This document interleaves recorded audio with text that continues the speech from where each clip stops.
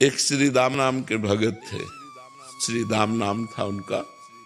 वो भगवान के परम भक्त थे और निष्काम भक्त थे। तो उनको पहले एक राज कर्मचारी के यहाँ नौकरी मिली।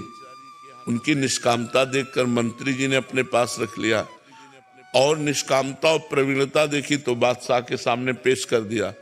तो बादशाह ने उनको निष्कामता के कारण ही खजांची बना दिया। अब वो इतने दयालु हृदय के थे, विश्वास की बात कहता हूँ, इतने दयालु हृदय के थे कि जैसे कोई आया और कहा श्री राम जी हमारी बेटी का ब्याह है, तो खजाने से चुपचाप रुपया लेके दे देते। कोई बीमार है, कोई गरीब है, कोई भूखा है, ऐसे परेशान लोगों की वो सेवा करने लगे, खजानती थे। और ये बात काजी को पता चले तो वैसे ही वो जलता था कि इतने उच्च कोटि के पद पर बैठ गया। उसने तुरंत बादशाह से शिकायत की कि श्री राम आपके खजाने को आपकी बिना अनुमति के लोगों को बांट रहा है। उनको बुलाया गया तो अब झूठ तो बोलेंगे नहीं, तो उनका हुजूर हम किसी को दुखी नहीं देख सकते, इसलिए तो उनका अनुमति लेनी चाहिए। बात तो सही है, अनुमति लेनी चाहिए। तो आप अपराधी हो ना, अनुमति तो नहीं ली। तो उनका तो काजी से कहा तुम इसकी दंड विधान करो। तो उनका फांसी की सजा, वो तो जल ही रहा था, तुरंत फांसी की सजा। उनको विश्वास था भगवान परम मंगल भवन है, अमंगल होने ही नहीं दे सकते। अब बादशाह की तरफ से फांसी की सजा पास हो गई और उनको हथकड़ी बेड़ियों से जकड़ लिया गया और बद के स्थान के लिए ले जाने के लिए पहले उनको घुमाया गया बाजार से होते हुए कि अपराधी इन्होंने ये अपराध किया इसलिए इनको फांसी की सजा। इधर उनको ले गए, इधर जो है एक झोली टांगे हुए श्याम वर्ण का 14 वर्ष का बालक आकर खड़ा हुआ और कहा सलाम हुजूर। देखा तो देखते ही आश्चर्यचकित हो गए, इतना सुंदर रूप। बोले कौन हो? तो बोले मैं श्री राम का नौकर हूं। कैसे आए हो? बोले हिसाब चुकाने आया हूं। खजाने का तुम्हारा जो भी चला गया है वो ऐसे झोली पलटाई तो वो दिव्य हीरे कि एक हीरे की कीमत उसके खजाना पूरा नहीं, कहा सब रख लो और तुरंत मेरे मालिक को छोड़ दो। उसके होश खराब हो गए, नौकर में इतनी सामर्थ। और वो तुम्हारा नाम क्या है? उन्होंने कहा बिट्ठू। और इधर उनसे पूछा गया कि अब आखिरी तुम्हारी इच्छा क्या है? तो महाराष्ट्र में विट्ठल भगवान है, उनके वो सेवक थे, तो उनका एक बार केवल झांकी करवा दो। इधर हिसाब किताब, उधर कह रहे एक बार झांकी करा दो। तो विट्ठल भगवान के पास गए और कहा राजी हो? इतने में घोड़े से दौड़ते हुए वो आदमी आए राज की और कहा श्री राम को मुक्त कर दिया जाए। और बादशाह ने तुरंत बुलाया है। तो बादशाह ने बुलाया और कहा कि वो तुम्हारा नौकर वो हीरे डालकर पता नहीं कहां चला गया, मैं दोबारा देखना चाहता हूं, एक बार उसका दीदार करना चाहता हूं।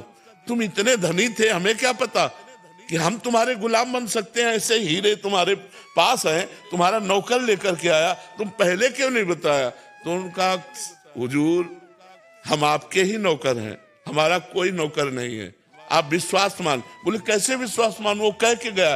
बोले क्या नाम बताया? बोले बिट्ठू।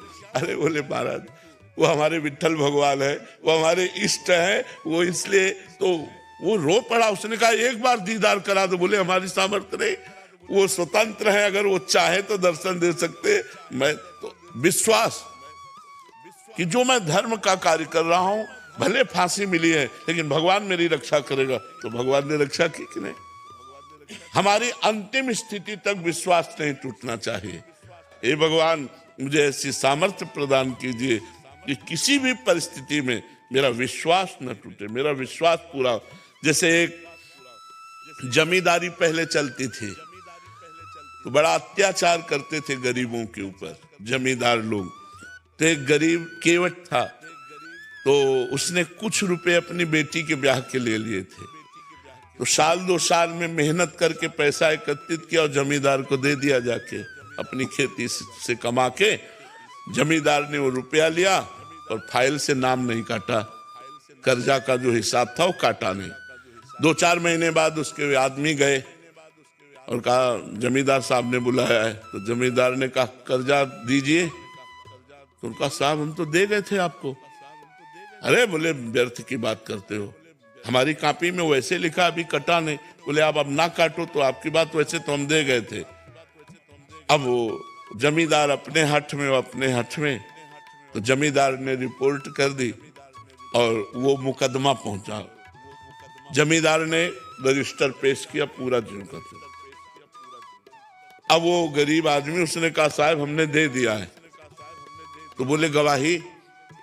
तो उनका रघुनाथ जी, रघुनाथ जी अर्थात भगवान राम, तो उनका रघुनाथ जी। तो बोले अगली पेशी में रघुनाथ को लिवा के लाना। उसने कहा हाँ ठीक है। एकांत में गया और रोया कि हम गरीब आदमी हैं, हमारे परिवार का पोषण उसी खेती से होता है। प्रभु यदि आपने गवाही न दी तो हमारा तो सब बर्बाद हो जाएगा, हमारी बात झूठी हो जाएगी। आप कहाँ नहीं हो? जिस समय वो पैसा दिया था उस समय आप थे, क्योंकि आप सर्वत्र हैं तो आप उस जगह भी थे, इसलिए आपको गवाही देनी पड़ेगी। पहुंचा, उनका अपनी गवाही पेश करो। तो उनका बुलाओ, उसका नाम रघुनाथ है। रघुनाथ हाजिर हो।